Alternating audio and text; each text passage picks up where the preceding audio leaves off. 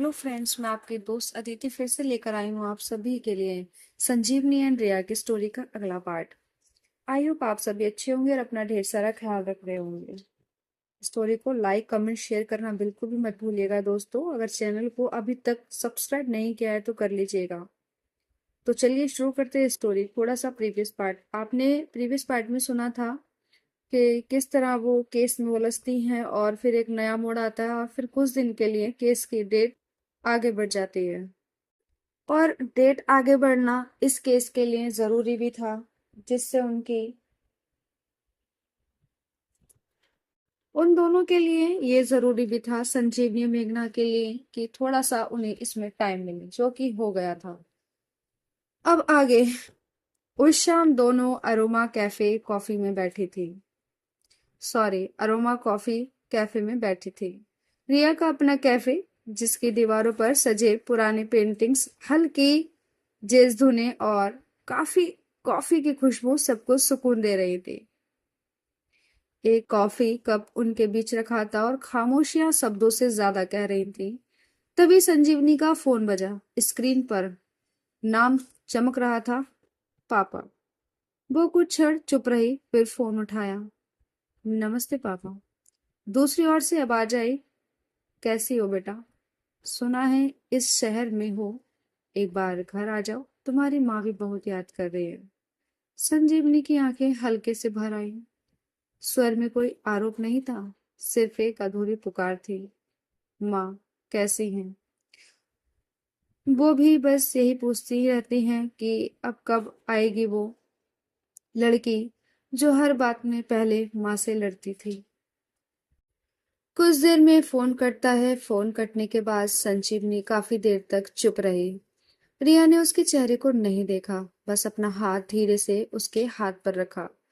क्या कभी इंसान खुद को दो हिस्सों में बांट सकता है? संजीव ने बहुत धीमे स्वर में कहा था। रिया ने नजरें उठाई और कहा, शायद नहीं, लेकिन जो रिश्ता सच्चा होता है वो दोनों हिस्सों में तुम्हारा साथ निभा सकता है। तुम्हारा नाम होना मेरे लिए एक जगह से बढ़कर है। अगर वहां जाना तुम्हें शांति देता है तो जरूर जाओ। मैं तुम्हारा इंतजार करूंगी और मैं तुम्हारे साथ रहूंगी, हर पल, हर भाव में।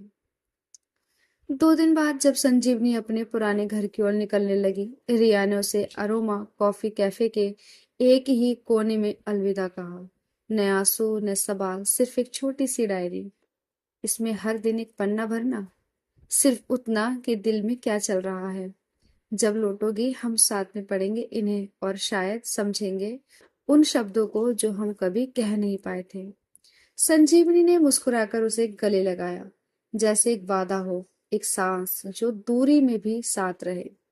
घर पहुंची तो माँ ने दरवाजा खोला, आंखों में उमड़ती नमी और होठों पर रुका रुका सा नाम, बेटा। संजीवनी ने उनके गले लगते हुए खुद को बहुत हल्का महसूस किया। पिता दूर खड़े थे पर निगाहें उसी पर टिकी थी। कुछ क्षण बाद उन्होंने भी हाथ बढ़ाया। बहुत दिन हो गए थे, अच्छा किया जो आई। उधर रिया अब अकेली थी, लेकिन अकेली नहीं थी। कैफे में हर कोना संजीवनी की यादों से जो भरा था। टेबल नंबर 5 पर उनकी पहली बहस, वो दीवार जिस पर संजीवनी ने अपनी एक स्केच रख छोड़ी थी। रिया ने रोज वहां कुछ समय बिताना शुरू किया, कॉफी बनाना, स्केच करना और हर शाम एक चिट्ठी लिखना संजीवनी के नाम। उधर संजीवनी दरवाजे के पास खड़ी थी और माँ की बाहों में उसे वो सुकून मिला जो शायद किसी भी लफ्ज में नहीं समा सकता था। वो चुपचाप उनके कंधे पर सिर रखे खड़ी रही, न कोई शिकायत न कोई सवाल। कुछ देर बाद माँ ने उसका माथा चूमा और धीरे से कहा, तुम थक गई हो ना, अंदर आओ। आज सिर्फ मेरी गोद में सिर रखकर सो जाओ, बाकी बातें कल। संजीवनी ने सर हिलाया। उनकी हथेलियां अभी भी वैसी ही गर्म थी, वही थपकियां, वही धड़कनें। दूसरी तरफ अरोमा कॉफी कैफे की खिड़की से बाहर हल्की बारिश गिर रही थी। रिया टेबल नंबर 5 पर बैठी थी। सामने वही डायरी खुली थी जो उसने संजीवनी को दी थी। पर आज उसने एक नया पन्ना खोला। संजीवनी के नाम एक और चिट्ठी। प्रिय संजीवनी, जब तुम्हारे जाने के बाद इस टेबल को देखा तो ऐसा लगा जैसे तुम अभी भी यहीं बैठी हो, हाथों में वो ब्लैक कॉफी और आंखों में वो बेचैनी जिसे तुम छुपा नहीं पाती। तुम वहां अपने पुराने घर की जमीन पर कदम रख रही हो और मैं यहाँ हर दिन एक और दीवार को तुम्हारे नाम से पुकारती हूँ। तुम्हारी खुशबू अभी भी हवा में है, तुम्हारी खामोशी अभी भी मेरे गानों में है। लौट आना जब लगे कि दुनिया ने थोड़ा समझ लिया है तुम्हारा दिल। मैं तब भी यहीं होंगी, उसी मुस्कुराहट के साथ, उसी कॉफी के साथ, और वही प्यार जो रुकता नहीं। तुम्हारी रिया। संजीवनी अपने घर अपनी माँ के साथ रात को खाना खाकर माँ उसके पास बैठी। संजीवनी अब थोड़ा सहज थी, लेकिन उनके चेहरे पर वो सवाल तैर रहा था जो हर माँ की आंखें पहले पढ़ लेती हैं। बेटा, माँ ने धीरे से कहा, उस लड़की के बारे में बताओ जिससे तुम्हारा चेहरा अब पहले जैसा नहीं रहा। संजीवनी ने एक गहरी सांस ली। अब कुछ भी छुपा पाना उसे बोझ लगता था। माँ, उसका नाम रिया है। उसने मुझे खुद से मिलवाया, मुझे मेरी दुनिया से बाहर खींचकर वो सब कुछ सिखाया जो मैं भूल चुकी थी या जो मैं समझना ही नहीं चाहती थी। उसने मुझे मुझसे वापस जोड़ दिया। वो सिर्फ मेरी प्रेमिका नहीं है माँ, वो मेरी सांस है। माँ कुछ नहीं बोली, बस उसकी ओर देखा, बहुत देर तक देखा। फिर उसके बालों में हाथ फेरते हुए कहा, जिसने मेरी बेटी को खुद से मिला दिया वो बुरी नहीं हो सकती, पर ये दुनिया अभी भी उतनी आसान नहीं है। तुम्हें बहुत कुछ सहना पड़ेगा बेटी, क्या तैयार हो तुम? संजीवनी ने अपनी माँ का हाथ पकड़ा। माँ, अगर तुम मेरा हाथ थामे रहो तो मैं हर आंधी से लड़ सकती हूँ। इधर संजीवनी अपनी माँ को रिया और अपने रिश्ते के बारे में बता रही थी। उधर रिया ने कैफे के अंदर से दरवाजे पर देखा, कोई बेहद जाना पहचाना चेहरा। एक लड़की, चश्मा, स्कार्फ और आंखों में थोड़ी झिझक। रिया। नेहा। रिया चौंक गई। ये वही नेहा थी जो कॉलेज में उसकी बहुत करीब थी। वो रिया के लिए कुछ महसूस करती थी पर कभी कह नहीं पाई। लेकिन एक बार सब कुछ के बाद भी नेहा ने रिया को बीच रास्ते पर छोड़ दिया था। ये वही नेहा है। मुझे लगा शायद अब तुम। नेहा रुक गई। रिया ने हल्की मुस्कान दी। कैसी हो तुम? नेहा की आंखों में कुछ बसा हुआ था, कोई पुराना अधूरा एहसास। नेहा धीरे धीरे कदमों से आगे बढ़ी और जैसे समय ने एक बार फिर पीछे झांका। रिया। नेहा की आवाज कुछ डरी हुई सी थी। रिया की सांसें एक पल को थमी, फिर वो संयमित होकर बोली, नेहा। दोनों के बीच कुछ पल का मौन पसरा रहा। नेहा ने थोड़ा मुस्कुराने की कोशिश की। मैं जानती हूँ यहाँ यूं आना शायद सही नहीं, पर ये जगह देखी तो ठहर न सकी। रिया की आंखों में भावनाओं की हलचल तो थी पर चेहरा शांत था। तुम्हें याद है? रिया ने धीमे से पूछा। तुमने बिना कुछ कहे सब कुछ पीछे छोड़ दिया था। नेहा की निगाहें झुक गई। जानती हूँ, और शायद माफी का हक भी खो चुकी हूँ। पिछली बार भी मैं जब तुमसे मिलने आई थी तब भी मेरे यही सवाल थे, पर खैर। लेकिन जब उस दिन तुम्हें संजीवनी के साथ देखा लगा तुम अब ठीक हो। फिर भी दिल था एक बार फिर लौट आया। रिया ने सांस भरी और पूरे सम्मान के साथ जवाब दिया, मैं ठीक हूँ, और हाँ, मेरी जिंदगी में अब संजीवनी है। एक ऐसी साथी, एक ऐसी दोस्त, एक ऐसा साया जिसने मुझे टूटने नहीं दिया। नेहा, कुछ अधूरे एहसास सिर्फ यादों के हिस्से होते हैं, हक नहीं बनते अब उनका। नेहा चुप थी। उसकी आंखें भीगी थी, लेकिन वो जानती थी ये वही रिया नहीं थी जिसे उसने कभी पीछे छोड़ा था। मैं चलती हूँ, नेहा ने कहा, धीमे और सधे स्वर में। रिया ने सिर हिलाया। ख्याल रखना। दरवाजा फिर से खुला और बंद हो गया, और इस बार कोई अधूरापन पीछे नहीं छूटा। उधर सुबह की रोशनी धीरे धीरे पर्दों से छनकर कमरे में बिखर रही थी। हल्की सी ठंडी हवा कमरे के अंदर तक चली आई थी, जैसे वो भी उसके गालों को छूकर पूछ रही हो, अब कैसी हो। संजीवनी अभी भी माँ की गोद में थी। माँ की उंगलियां उसी रफ्तार में उसके बालों में उलझी हुई थी, जैसे वक्त को रोक लेना चाहती हूँ, जैसे ये पल ठहर जाए और उनकी बच्ची फिर से वैसी हो जाए जैसी कभी थी, निडर, उछली और मुस्कुराती हुई। संजीवनी ने अपनी नींद भरी आंखों से माँ के चेहरे की तरफ देखा। माँ की झुर्रियों में वक्त की कई रातें थीं, उनमें छुपे आंसुओं का हिसाब शायद खुद वक्त को भी याद न हो। माँ, उसने धीमे से कहा। उस आवाज में एक कंपन था जो टूटे हुए दिल से निकलता है। हाँ बेटा। माँ ने धीरे से उसके माथे पर हाथ फेरा। एक बात कहूँ? कहो। रिया को बुला सकती हूँ? वो तुमसे मिलना चाहती है और शायद मुझे तुम्हारे सामने उसका हाथ थामना है, बिना किसी डर के। माँ की आंखों में पल भर को सन्नाटा छा गया, फिर एक नर्म सी मुस्कान बिखर गई। अगर वो तुम्हें इस बार खुद से जोड़ रही है तो मुझे उसका चेहरा जरूर देखना है। संजीवनी की आंखें भर आईं। शायद उसने अपने जीवन में पहली बार ऐसा अपनापन महसूस किया था जहां न कोई सवाल था, न कोई शर्त। वही अरोमा कैफे की सुबह सुबह रिया कैफे पहुंच गई थी। कैफे की खामोशी उसे पहले कभी इतनी भारी नहीं लग रही थी जितनी अब लगती थी। आज उसने डायरी नहीं खोली, ना ही कोई किताब साथ लाई थी, सिर्फ एक खाली मेज का एक सन्नाटा और एक दिल जो हर सांस में सिर्फ एक नाम पुकार रहा था। उसने अपनी ब्लैक कॉफी को धीरे धीरे घूंट में पिया, लेकिन आज उस कड़वाहट में भी कोई सुकून नहीं था। काउंटर पर खड़ी टीना ने देखा कि रिया एकटक बाहर की तरफ देख रही हो।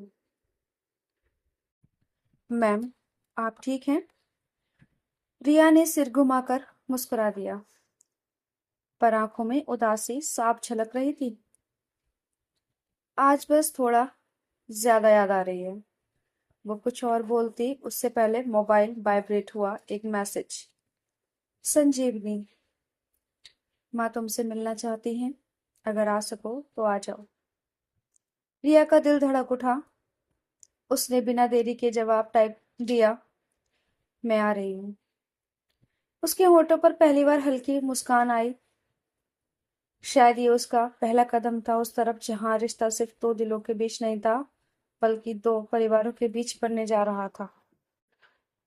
सफर शुरू हो चुका था। शहर की चहल पहल से दूर एक सुकून की तलाश में रिया ने जल्दी से बैग तैयार किया। एक पुरानी किताब, दो चॉकलेट्स और एक छोटी सी चिट्ठी जो जिसे उसने महीनों पहले संजीवनी के लिए लिखा था पर कभी दे नहीं पाई। वो कैफे से निकलते वक्त दरवाजे के फ्रेम को हल्के से छूती चली, जैसे किसी अपने को कह रही हो, तुम संभाल कर रखना ये जगह, मैं बस किसी जरूरी वादे को पूरा करने जा रही हूँ। दरवाजा जहां एक माँ ने अपनी बेटी को फिर से मुस्कुराना देखा। रिया ने जैसे ही दरवाजा खटखटाया, दिल की धड़कनें बढ़ गई। दरवाजा खुला, सामने थी संजीवनी की माँ। गहरी आंखें, माथे पर बिंदी और उनके चेहरे पर एक ऐसी गरिमा जो बिना कुछ कहे हर बात समझ जाती है। रिया ने बड़े नर्म स्वभाव से झुककर कहा, नमस्ते, मैं रिया हूँ। माँ ने कुछ पल तक उसे देखा, जैसे उनकी आत्मा उसको पढ़ना चाह रही हो। फिर धीरे से आगे बढ़ी और रिया के गालों को अपनी हथेलियों में थाम लिया। तुम ही हो ना जिसने मेरी बेटी की सांसों में फिर से जान डाली। रिया कुछ कह नहीं पाई, बस आंखों से जवाब दे दिया। संजीवनी उस पूरे वक्त दूर खड़ी थी, लेकिन उसकी आंखें नम थी। वो पहली बार अपनी माँ को और रिया को एक ही फ्रेम में देख रही थी, और उस फ्रेम में उसे खुद की जिंदगी साफ नजर आ रही थी। कुछ देर यूं ही बातचीत के बाद रात का समय आता है और डाइनिंग टेबल पर आज तीन लोग थे, लेकिन उनकी खामोशियों में तीनों की धड़कनें शामिल थी। माँ ने चुपचाप सबके लिए खाना परोसा और बीच बीच में रिया से कुछ छोटे सवाल पूछे, जैसे उसे टटोल रही हूँ, जान रही हूँ, समझ रही हूँ। रिया ने हर सवाल का जवाब बड़े सम्मान और सादगी से दिया, और संजीवनी बस उसे देखती रही। रात के खाने के बाद माँ ने रिया से कहा, इस घर में जब चाहे आ सकती हो, एक ही शर्त है, मेरी बेटी कभी टूटनी नहीं चाहिए। रिया ने सिर झुका लिया और हल्की आवाज में कहा, अब टूटने की इजाजत मैंने खुद से भी छीन ली है। वो शब्द नहीं थे, वो एक वादा था, जिसमें एक रिश्ता था, एक भरोसा और एक अनकहा प्यार। और जब उसने कहा माँ, तो वो सिर्फ एक शब्द नहीं था, वो रिश्ता था जो अब पूरा हुआ था। वह थोड़ी और हो चुकी थी। रात की नर्म चांदनी कमरे के पर्दों को छनती हुई अंदर उतर रही थी। खामोशियों में कुछ अनकहा सा घुला था, जैसे इंतजार, जैसे किसी अपने की आहट। संजीवनी बिस्तर पर बैठी थी, तकिए से सटकर। उसकी आंखें अध खुली थीं, लेकिन चेहरा साफ बता रहा था कि वो किसी का इंतजार कर रही थी। वो कोई और नहीं, रिया थी। रिया इस वक्त किचन में थी, माँ से बातों में उलझी हुई। माँ ने रिया से कुछ पुरानी बातें शेयर की, संजीवनी के बचपन की, उसके डर की, उसकी मुस्कान की। रिया हर शब्द को जैसे दिल में उतार रही थी। वो बस संजीवनी संजीवनी को और बेहतर जानना चाहती थी। लेकिन इसी बातचीत में वक्त कुछ ज्यादा ही निकल गया। जब उसे एहसास हुआ तो उसने जल्दी से पानी का गिलास रखा और माँ से मुस्कुराकर कहा, मैं जरा उन्हें देख कर आऊं, शायद सो गई होंगी। रिया धीरे धीरे कमरे की ओर चली। जैसे ही दरवाजा खोला, संजीवनी ने आंखें बंद कर ली, एक मासूम सी शरारत के साथ। वो जानती थी कि रिया अब आई है, लेकिन उसने सोने का नाटक किया, हल्की नाराजगी के साथ, जिसमें थोड़ी सी तकरार थी, थोड़ा सा प्यार और बहुत सारा अपनापन। रिया समझ गई। वो मुस्कुराई और दरवाजा धीरे से बंद करके पास आकर बैठ गई। वो झुकी और संजीवनी के बालों को धीरे से कानों के पीछे किया। इतनी जल्दी नींद आ गई, या सिर्फ मुझसे नाराज हो? संजीवनी ने आंखें नहीं खोली, बस एक हल्की सी सांस ली, जैसे जवाब दे रही हो कि तुम्हें क्या फर्क पड़ता है। रिया अब और थोड़ा पास खिसक आई। उसने धीरे से संजीवनी का हाथ अपने हाथ में लिया और होठों से छुआ। माफ करना, मैं बस माँ से बातें करने में उलझ गई थी। पर तुम जानती हो ना, तुम्हारी नजरों से ज्यादा कुछ नहीं है मेरे लिए। संजीवनी ने अभी भी आंखें नहीं खोली, लेकिन उसके होठों पर एक बेहद हल्की मुस्कान तैर गई। रिया ने धीरे से उसका सिर अपनी गोद में रखा और उंगलियां उसकी लटों में उलझा दी। तुम जानती हो, जब तुम्हें इस तरह देखती हूँ ना, तो लगता है जैसे दुनिया की सारी दौलत मेरे पास है। तुम मेरी सांसों का सुकून हो। अब संजीवनी ने आंखें खोली। उसमें कोई बनावट नहीं थी, बस एक सच्ची गहरी नजरों वाली मोहब्बत थी। तुम्हें देर हुई और मुझे डर लगने लगा कि कहीं तुम। रिया ने झट से उसकी बात काटी। मैं कहीं नहीं जा सकती तुम्हें छोड़कर, असंभव, इम्पॉसिबल। संजीवनी अब रिया के सीने से लग गई। दोनों कुछ देर तक वैसे ही बैठे रहे। रिया ने उसकी पीठ थपथपाई और उसकी परेशानी पर एक लंबा ठहरा भरा किस किया। फिर संजीवनी ने रिया की बाहों में सिमटते हुए धीमे से कहा, तुम जब मुझे ऐसे बाहों में लेती हो ना, तो लगता है मैं पूरी तरह महफूज हूँ। रिया ने उसे और करीब कर लिया।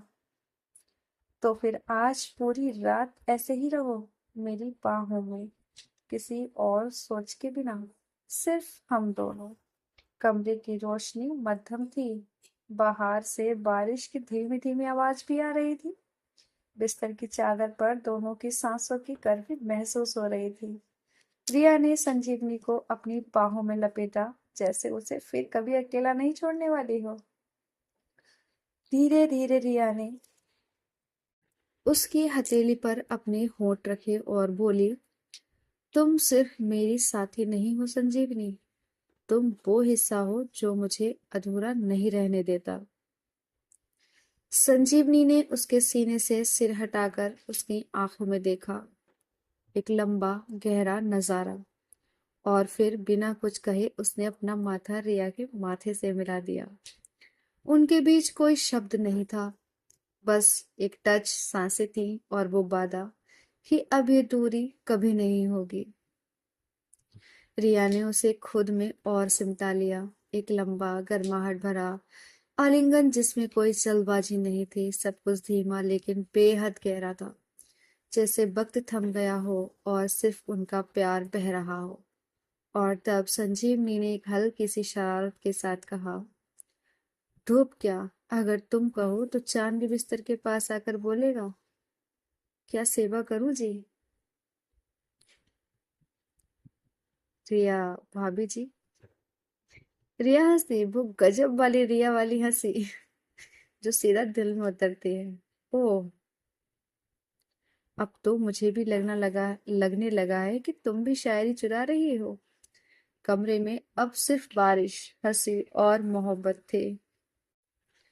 कमरे की खिड़की से आती धूप अब पूरे बिस्तर पर फैल चुकी थी। रिया अभी भी संजीवनी की गोद में सिर रखी थी और संजीवनी उसकी उंगलियों को अपने हाथ में लेकर हल्के हल्के सहला रही थी।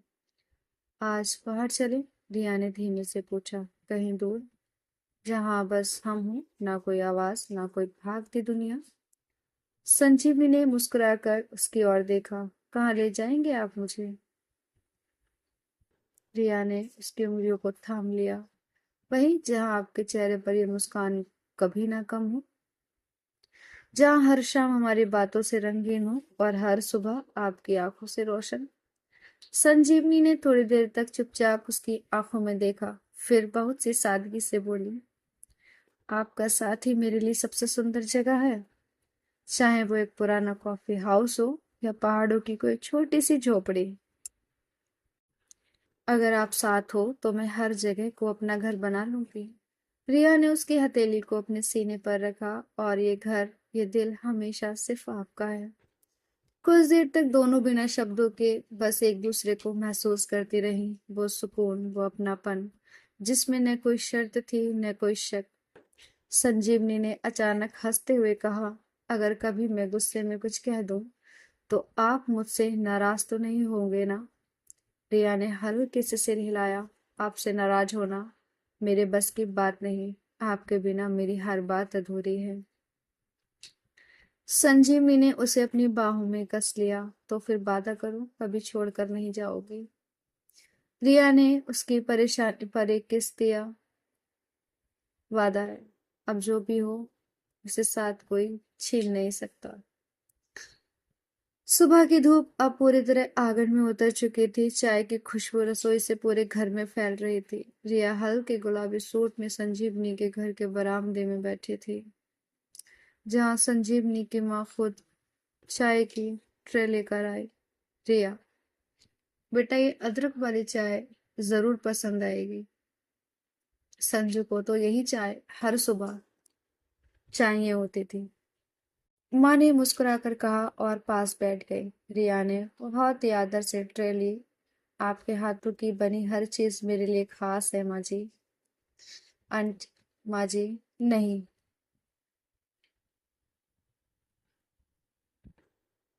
अगर आप, सॉरी। संजीवनी की माँ की आंखों में नमी आ गई, खुशियों वाली नमी। हमारी बेटी जिसे पसंद करती है वो हमें अपनी जान से भी ज्यादा प्यारी है। तुमने हमारे घर को और रोशन कर दिया है। और उसी वक्त संजीवनी बालों को पहुंचती हुई मुस्कुराते हुए बाहर आई। उसकी नजरें सीधी रिया पर जा टिकी, जिसके चेहरे पर उसके परिवार के साथ जुड़ने की पूरी ईमानदारी झलक रही थी। इतनी सुबह सुबह सबको अपना बना लिया? संजीवनी ने हंसते हुए पूछा। तुम्हारा घर है ये, और अब मेरा भी। रिया ने उसकी ओर देखा, वो नजरिया जिसमें घर बसाने की पूरी सच्चाई थी।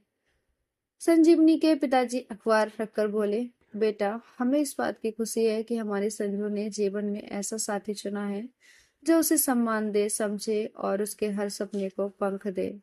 प्यार में जो सबसे बड़ा गुण होता है, साथ निभाना, वो तुम में है।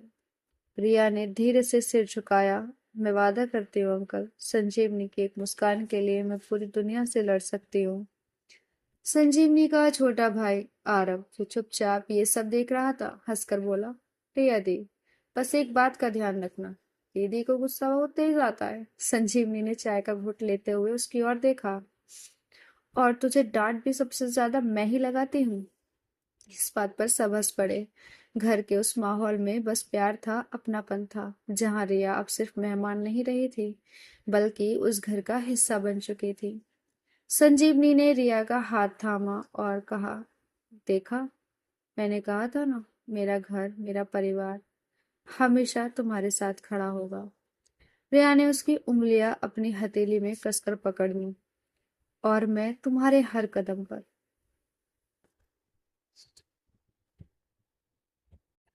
अगली सुबह, रविवार की सुबह कुछ अलग थी। घर में धीमी धीमी शंख की आवाज, चंदन की खुशबू और रेशमी साड़ियों की सरसराहट गूंज रही थी। आज संजीवनी के घर में वार्षिक कुल देवी की पूजा थी।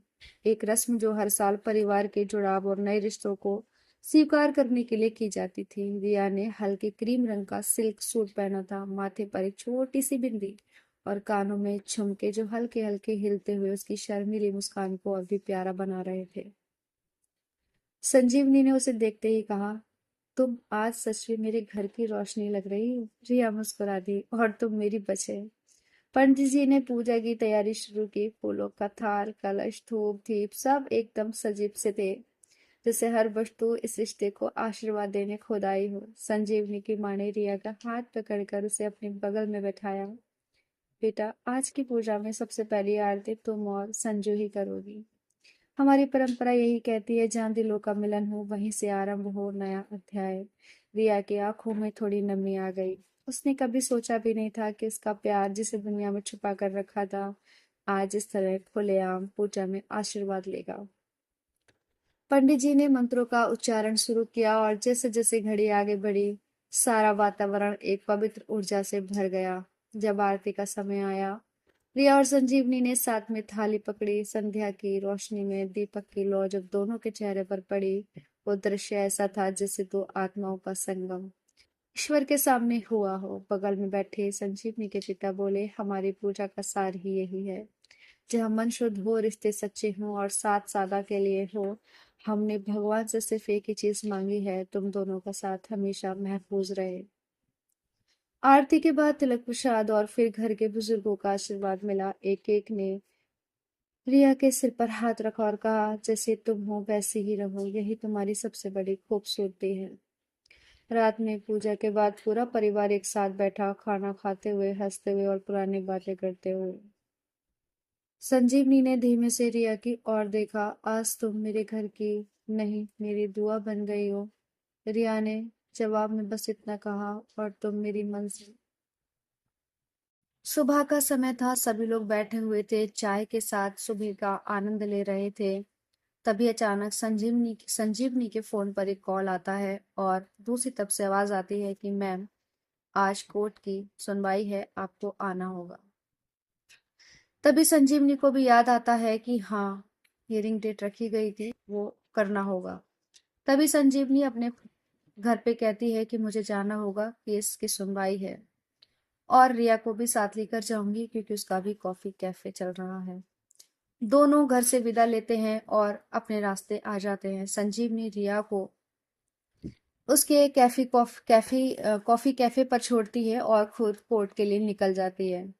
उधर मेघना, संजीवनी की लीगल असिस्टेंट, उसका सारे डॉक्यूमेंट्स के साथ खड़ी होती है और रिया अपने कैफे में एंट्री करती है। रिया के कैफे में उसकी एक एम्प्लॉय का बर्थडे भी था। रिया कैफे के अंदर दाखिल हुई तो सब कुछ रंग बिरंगी सजावट से चमक रहा था। जिसका नाम प्रियंका था, उसी का बर्थडे था। जब वो कैफे पहुंची तो सबने मिलकर उसे हैप्पी बर्थडे कहा। केक काटा गया, तालियां बजी और चारों तरफ रौनक छा गई। रिया ने प्रियंका को गले लगाया, तुम सिर्फ एक एम्प्लॉय नहीं, अरोमा का दिल हो। प्रियंका की आंखें नम थी। मैम, आपने मुझे मेरी पहचान दी। ये अरोमा कैफे नहीं, मेरा घर है। उधर संजीवनी कोर्ट पहुंची, जहां उसकी लीगल असिस्टेंट मेघना पहले से तैयार खड़ी थी। संजीवनी ने फाइल ली और उससे कहा, ये केस सिर्फ एक कागजी लड़ाई नहीं है, ये उस महिला की जिंदगी को दोबारा इंसाफ देने का मौका है। केस की सुनवाई शुरू हुई। सामने एक ऐसी महिला बैठी थी जिसके चेहरे पर थकान, डर और उम्मीद तीनों थे। संजीव ने पूरे सम्मान और मजबूती से दलील रखी। इस महिला ने शादी के नाम पर सिर्फ जुल्म झेला है। अगर कानून उसके लिए नहीं खड़ा हुआ तो फिर ये समाज उसे कब तक दबाएगा। बहस के अंत में जज ने कहा, न्यायालय इस महिला को पूर्ण सुरक्षा और अधिकार प्रदान करता है। पति पर रोक आदेश जारी किया जाता है। केस समाप्त। संजीवनी के हक में आता है। मेघना ने धीरे से कहा, मैम, आपने फिर किसी की जिंदगी बचा ली। उधर शाम को संजीवनी अरोमा पहुंची। अंदर हंसी की गूंज थी और प्रियंका भी एक प्यारा सा गिफ्ट खोल रही थी। रिया ने संजीवनी को देखते ही मुस्कुराकर उसकी ओर हाथ बढ़ाया। तुम्हारे बिना पार्टी अधूरी लग रही थी, रिया ने कहा। संजीवनी ने प्रियंका को जन्मदिन की शुभकामनाएं दी और फिर रिया के पास बैठ गई। रिया ने उसके लिए कॉफी रखी और धीरे से कहा, आज दो लड़ाइयां जीती गईं। एक प्रियंका के सपनों की और एक उस महिला की इज्जत की, और दोनों में तुम शामिल थी। संजीवनी ने उसका हाथ थामा और बस इतना कहा, और दोनों में तुमने मुझे वहां तक पहुंचाया। तो फ्रेंड्स, कहानी को यहीं रोकते हैं। जल्दी मिलेंगे इस कहानी के अगले पार्ट के साथ। कहानी को एंजॉय कीजिए। लाइक कमेंट शेयर करना बिल्कुल भी मत भूलिएगा दोस्तों। चैनल को सब्सक्राइब जरूर कर लीजिए। तो चलिए मिलते हैं अगले पार्ट के साथ। तब तक के लिए बाय बाय, टेक केयर।